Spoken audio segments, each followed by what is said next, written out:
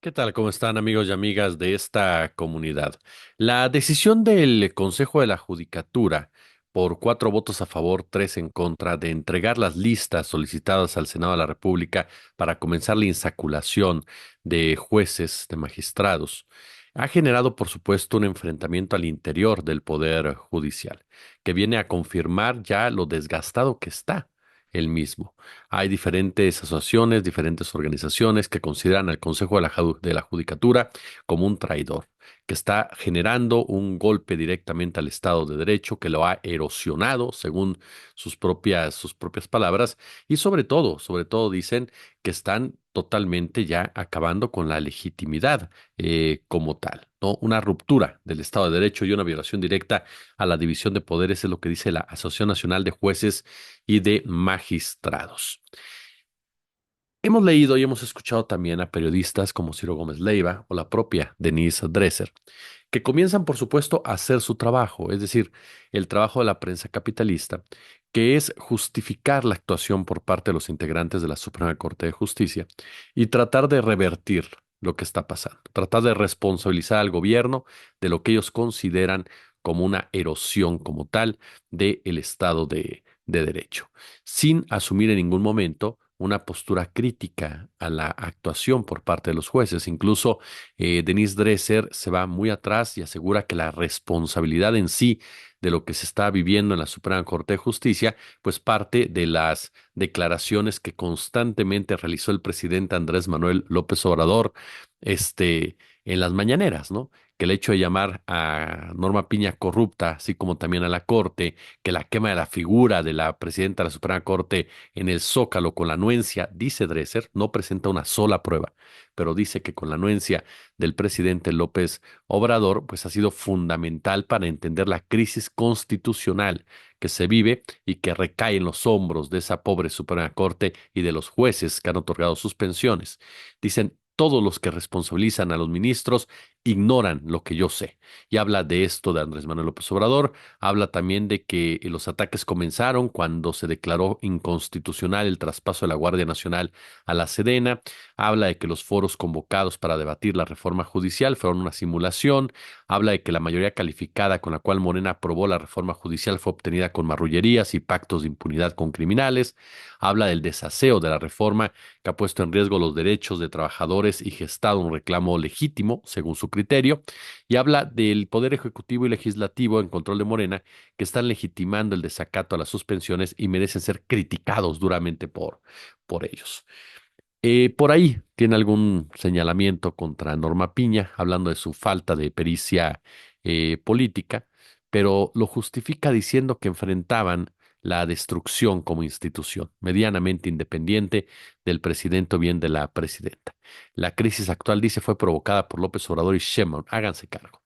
Bueno, esto es lo que dice Denise Dresser. Por la mañana, Ciro Gómez Leiva se aventó toda una perorata respecto a que ya no había Estado de Derecho en el país, que el Estado de Derecho se había acabado. Es decir, siguiendo este discurso apocalíptico dantesco que ha sido esgrimido por diferentes voces, Sergio Sarmiento, Lorenzo Córdoba, muchos otros, quienes creen o piensan que a la gente se le olvida lo que ellos representan en cuestión mediática, los intereses que hay detrás de cada uno de ellos. Pero es parte de esta guerra narrativas de la cual ya hemos hablado profundamente en diversas ocasiones. Pero vale la pena aquí ser muy claros. Por supuesto que no hay un solo culpable de lo que está pasando con esta crisis institucional como la define Denise Dresser. El asunto es que Denise Dresser equivoca la mira y eh, de manera bastante tramposa. Y lo mismo hace Gómez Leiva, y lo mismo hace, por ejemplo, Broso, y lo mismo hace, sin olvidar, por supuesto, a López Dóriga, y lo mismo hace Carlos Marín. ¿Por qué? Porque basta rascarle un poco a los tiempos, basta rascarle un poco a la temporalidad de los momentos para darnos cuenta cómo comenzó todo esto. Y gente que tiene muchos años metida en la política sabe muy bien que en política no hay casualidades, sino causalidades.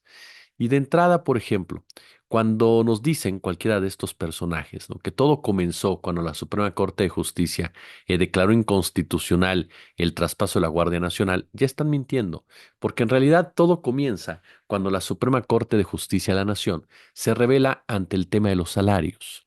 ahí comienza una postura por parte de la mayoría de los ministros y ministras en contra de todo lo que enviara el gobierno de Andrés Manuel López Obrador, con el pretexto de que se revisaba a fondo cada reforma y que una coma mal puesta era razón suficiente para echarla atrás, fueron confirmando en cada una de sus decisiones un interés político. Porque algo que tramposamente ignora la doctora Dresser y los demás mencionados es que en la Suprema Corte de Justicia también se hace política, y no de ahora, desde hace muchos, pero muchos años. Yo me atrevería a decir que desde siempre se ha hecho política. Entonces, realmente el origen de este problema radica en esa postura de los ministros y ministras de no bajarse sus prestaciones. Se fue intensificando, por supuesto, con el tema de los fideicomisos, cuando quedaron expuestos gracias a diferentes análisis. Por ejemplo, uno de ellos era una persona que la doctora Dresser conoce muy bien, que es la abogada Vanessa Romero. Pero no solamente eso. Seguimos con la lectura política. Las diferencias comienzan cuando Norma Piña decide no levantarse ante la figura de López Obrador, y no porque fuera López Obrador, sino por una relación respetuosa y diplomática. ¿Pero por qué no lo hace Norma Piña? Porque para ese momento Lorenzo Córdoba ya iba de salida o ya estaba fuera de la presidencia del INE, y la oposición empresarial requería a un personaje que pudiera abanderar sus causas, ser ese contrapeso como tal, ese cruzado o cruzada por la democracia, por la justicia, que confrontara a esa dictadura de Macuspana, a ese tirano llegado precisamente del sur. ¿Y quién mejor que Norma Piña? Una mujer con relaciones bastante oscuras con personajes como Isabel Miranda de Wallace, con un acercamiento tal con los Reyes Heroles, que representan también, por supuesto, al conservadurismo de este país, ni hablar, por supuesto, de la cercanía con Claudio X González. Es decir, era la persona idónea. Por esa razón, Norma Piña no se levantó de su asiento para demostrar pues un intento de independencia, que lo único que demostró fue un enorme y una enorme inmadurez y una enorme infantilización de un conflicto. No fue desde un principio Norma Piña ese personaje que se requería para la discusión de una reforma judicial de fondo con una mirada política. Porque jurídicamente, por supuesto, puede haber muchos debates al respecto, y los hemos escuchado o los hemos leído, incluso en las redes sociales. Pero a final de cuentas, cada paso que se ha dado jurídicamente, que es defendido cuando nos dicen es que la Suprema Corte tiene razón, aparecen constitucionalistas y les dicen no tiene razón, y la parte que defendía la Suprema Corte ignora completamente ya el debate. Esto porque cada uno de los caminos jurídicos se ha ido acabando, cada uno de los caminos jurídicos se ha ido terminando, y lo único que queda es la discusión política como tal. Entonces hay que darle esa lectura a todo lo que está ocurriendo. Y en ese sentido, Norma Piña no fue ese personaje que Claudio X González quería convertir. El personaje que aglutinara, por supuesto, a ese grupo de mexicanos y de mexicanas indignados por esta actitud de atropellar la separación de poderes por parte del presidente de la República, que sin embargo, y se les pasa un pequeño detalle a todos ellos, jamás llevó a cabo ninguna acción en contra de las decisiones que tomaba la Suprema Corte. Si la Suprema Corte de Justicia determinaba bajar una reforma, el presidente lo acataba. Claro que iba a exponer su opinión, claro que iba a cuestionar la decisión, tenía todo el derecho de hacerlo. ¿Por qué no lo iba a hacer? Punto. Jugó con sus armas Andrés Manuel López Obrador. Lo que les molesta y les molesta muchísimo a este tipo de personajes es que los hayan derrotado. Y es ahí entonces donde sí tenemos que centrarnos en quién es la responsable o quién es el responsable de esta derrota. Lo hemos dicho, políticamente la oposición está como está gracias a Claudio X González, que era el estratega político electoral del PAN, del PRI y del extinto PRD, y que los llevó directamente al barranco con cada una de sus decisiones. En el caso de la disputa judicial, Norma Piña es la responsable absoluta. Y es la responsable no porque sea la única involucrada, sino porque ella es la cabeza. Ella es la lideresa, supuestamente. Ella es el rostro. Ella se colocó en el centro de la discusión, en el centro pública, de la discusión. En el centro de la discusión pública. Ahí se colocó Norma Piña por decisión personal, por ambición personal, por vanidad personal, y para responder a las órdenes y designios de aquellos que defienden sus intereses desde la Suprema Corte de Justicia de la Nación. Nadie duda que los foros para debatir la reforma judicial tuvieron pros y contras. Hubo cosas, por supuesto, que destacar, otras que no. Pero caer en este asunto que se volvió todavía más dura, es dramatizar un hecho por la simple razón de que no se quedó lo que uno quería que se quedara. Otro factor clave en todo esto, insisten en que la reforma judicial fue aprobada con marrullerías y pactos de impunidad. A ver, a final de cuentas, se está aprobando la reforma judicial de manera legítima y de manera legal, doctora Dresser. Ya la interpretación política que usted quiera darle es otra cosa, pero la reforma judicial no se ve desmerecida ni deslegitimada en sus alcances por la manera en cómo fue aprobada porque se cumplió con la normativa, porque se cumplió nuevamente con las reglas. Podemos hablar políticamente del tema Yunes cuantas veces se quiera, pero no se puede pensar o creer que esa decisión deslegitima la reforma judicial o la convierte en una reforma no marrullera o incluso impune, porque no es así. Volvemos a lo mismo. Es el exceso verbal el que pierde a todos estos personajes. Por ejemplo, hay otro dato más que vale la pena mencionar. Cuando nos dicen que el Poder Ejecutivo y Legislativo están legitimando el desacato de las suspensiones y merecen ser criticados, bueno, merecen ser criticados quien está lanzando las suspensiones, doctora Dresser, aún sabiendo que no tiene por qué lanzarlas, aún sabiendo que no tiene autoridad para hacerlo, aún sabiendo que no tiene trascendencia para hacerlo y que lo único que ha servido es precisamente para generarles a todos ustedes una narrativa en un momento dado de ir en contra de la reforma judicial. ¿Por qué? Porque jurídicamente no tienen ya ningún espacio de discusión. Norma Piña es la gran culpable de lo que se está viviendo por las razones que le he esgrimido, porque ella es la presidenta de la Suprema Corte de Justicia de la Nación. Así como pomposamente llegó y destacaron que había roto el techo de cristal, que era la cabeza de ese poder, que era una persona que llegaba con ideas claras al respecto, bueno, ahora tiene que asumir su mediocridad como presidenta de la Suprema Corte de Justicia. Ahora tiene que asumir su torpeza política como presidenta de la Suprema Corte de Justicia. Se metió a nadar con tiburones, Norma Piña, sin siquiera saber nadar con delfines, esa es la verdad de las cosas, pero se sintió parte precisamente de esa estructura de poder que no se ha dado cuenta Piña y los que la conforman por la soberbia que tienen, que han sido derrotados constantemente en cada uno de sus juegos, y el caso de la reforma judicial no es la excepción. Norma Piña fue torpe para reunir a Alejandro Moreno con los magistrados cuando, y se les olvida también esto a los corifeos que la defienden, cuando decidió de una u otra manera influir para que Morena no tuviera mayoría calificada, que le fue otorgada por las urnas, como tratando de que Alejandro Moreno y Santiago Krill se reunieran con los magistrados, como tratando de aceptar, más bien dicho, aceptando un pedido de Marco Cortés para sustituir de plano las funciones del Tribunal Electoral.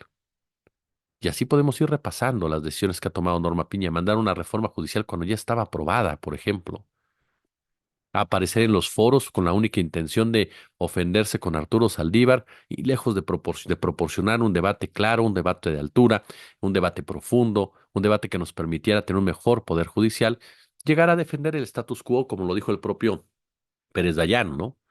¿Para qué moverles si todo está perfecto? Es decir, jamás han aceptado las carencias tan grandes que tiene el Poder Judicial, las debilidades tan grandes que tiene el Poder Judicial, y no es que no lo vean, y no es que no lo sepan, es que no lo aceptan porque aceptarlo sería precisamente aceptar que se les caiga el negocio.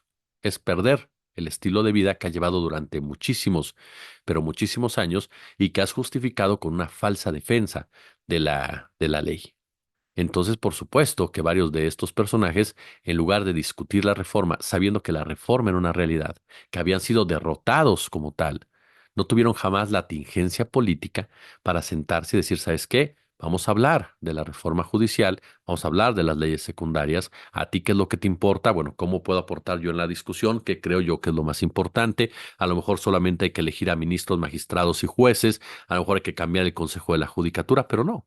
Lo que hicieron fue querer defender un feudo con la certidumbre, vaya usted a saber por qué, de que no serían tocados, de que al final de cuentas podrían ellos cambiar la historia. Y lo van a tratar de hacer. Y lo que van a provocar es eso, que el poder presidencial, el poder ejecutivo, el poder legislativo no les hagan caso. Porque al final de cuentas eso es lo que buscan.